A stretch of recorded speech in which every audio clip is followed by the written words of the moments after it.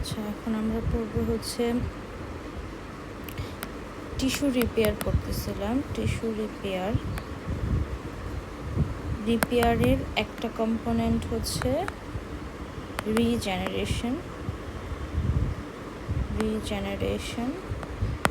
আর একটা কম্পোনেন্ট হচ্ছে হিলিং। এখন আমরা হিলিং প্রসেসটা পড়ব, রিজেনারেশনটা পড়া হয়ে গেছে। আচ্ছা, হিলিংটা হচ্ছে এরকম। হিলিং মানে কি? হিলিং মানে হচ্ছে একটা টিস্যু ইনজুরি হয়েছে, ইনজুরি হওয়ার পর সেই টিস্যুটার অ্যাকচুয়ালি ক্যাপাবিলিটি নাই যে রিজেনারেশন করার, তখন সেখানে কি হয়, সেখানে হচ্ছে ফাইব্রাস টিস্যু ডিপোজিশন হয়, কানেকটিভ টিস্যুগুলা ডিপোজিশন হয়, গ্র্যানুলেশন টিস্যুগুলো ডিপোজিশন হয়, হয়ে হচ্ছে একটা ফাইব্রোসিস করে অথবা স্কার ফর্মেশন করে। এই জিনিসটাই হচ্ছে আমার হিলিং প্রসেস। হ্যাঁ, তারপরে রিজেনারেশন করতে পারে না, যার কারণে ফাইব্রোসিস হয় এবং স্কার ফর্মেশন হয়, এটাই হচ্ছে হিলিং। এখন হিলিংয়ের অনেকগুলো কম্পোনেন্ট আছে। হিলিংয়ের কম্পোনেন্টগুলো হচ্ছে, ফার্স্টে কী হবে, হিলিংয়ের যে ইনফ্লামেশন হবে। হ্যাঁ, ফার্স্টে হচ্ছে একটা ইনফ্লামেশন হয়ে যে ডেড টিস্যুগুলো আছে, সে ডেড টিস্যুগুলোকে সে হচ্ছে ডিলিট করে দেবে। হ্যাঁ, ডেড টিস্যুগুলো চলে যাবে, আচ্ছা, লস্ট হবে।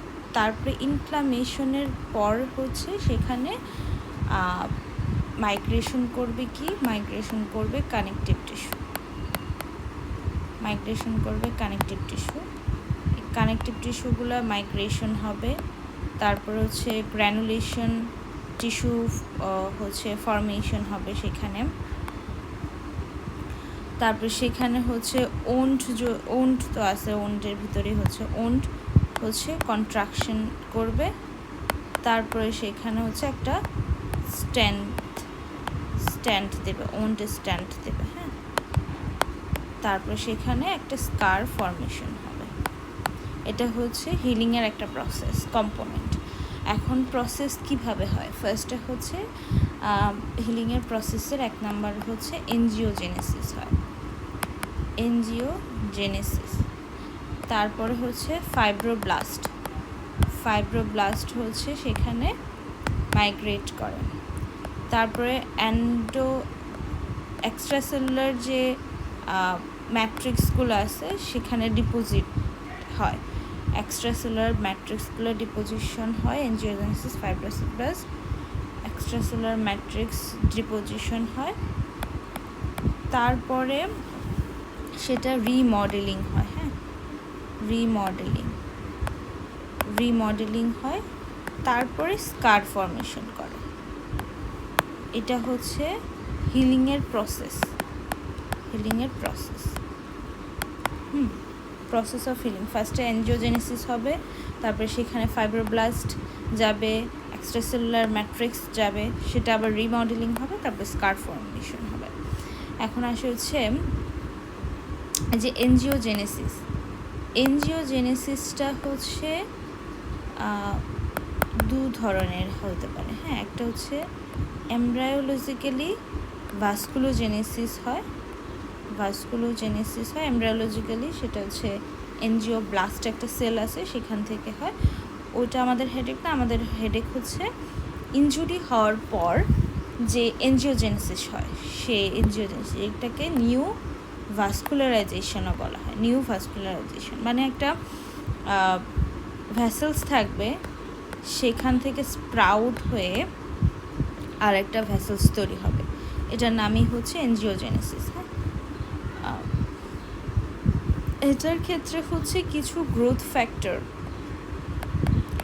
Factor responsible for angiogenesis. Growth ফ্যাক্টরগুলোর 1 নম্বরে যদি মেইন ফ্যাক্টরগুলো বলা হয় তাহলে হচ্ছে ভাস্কুলার এন্ডোথেলিয়াল গ্রোথ ফ্যাক্টর। হ্যাঁ, এটা ইম্পর্ট্যান্ট। তারপরে আছে হচ্ছে প্ল্যাটিলেট ডিরাইভড গ্রোথ ফ্যাক্টর, তারপরে ফাইব্রোব্লাস্ট গ্রোথ ফ্যাক্টর আছে, আরও অনেকগুলো আছে, যেমন হ্যাপাটোসাইট গ্রোথ ফ্যাক্টর আছে, তারপর ট্রান্সফর্মিং গ্রোথ ফ্যাক্টর বিটা। এই ট্রান্সফর্মিং গ্রোথ ফ্যাক্টর বিটা হচ্ছে গ্র্যানুলেশন টিস্যু ফর্মেশনে মেইনলি কাজ করে ট্রান্সফর্মিং গ্রোথ ফ্যাক্টর বিটাটা। আচ্ছা, তারপরে আছে হচ্ছে এনজিওপয়েটিন আছে। এনজিওপয়েটিন এগুলো হচ্ছে স্টিমুলাই দিবে ফর গ্রোথ, হ্যাঁ। আচ্ছা, কিছু ইনহিবিটরি ফ্যাক্টর আছে যেটা এনজিওজেনেসিসটাকে সাপ্রেস করে, ইনহিবিটর আছে। এর মধ্যে একটা হচ্ছে এন্ডোস্ট্যাটিন,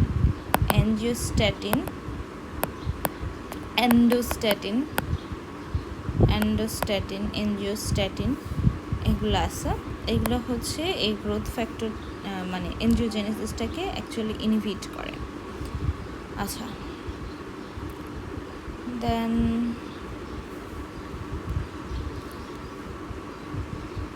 এনজিওজেনেসিসের পর হচ্ছে বাকি প্রসেসগুলো হতে থাকবে, যেমন ফাইব্রোব্লাস্ট ডিপোজিশন হতে থাকবে, তারপরে এক্সট্রাসেলুলার ম্যাট্রিক্স ডিপোজিশন হবে, সেটা রিমডেলিং আবার হচ্ছে জিঙ্ক লাগে, তারপরে স্কার ফর্মেশন হবে। এগুলা এই যে এই ফ্যাক্টরগুলো যে আছে, vascular endothelial growth factor, platelet derived fibroblast, hepatocyte, transforming growth factor beta, এই জিনিসগুলো হচ্ছে আবার তার রিপেয়ারে হচ্ছে গ্রোথ ফ্যাক্টর হিসেবে কাজ করে। এই ছিল হচ্ছে হিলিং প্রসেসটা। তাহলে হচ্ছে টিস্যু রিপেয়ারে দুটা কম্পোনেন্ট, একটা হচ্ছে রিজেনারেশন আর একটা হচ্ছে হিলিং।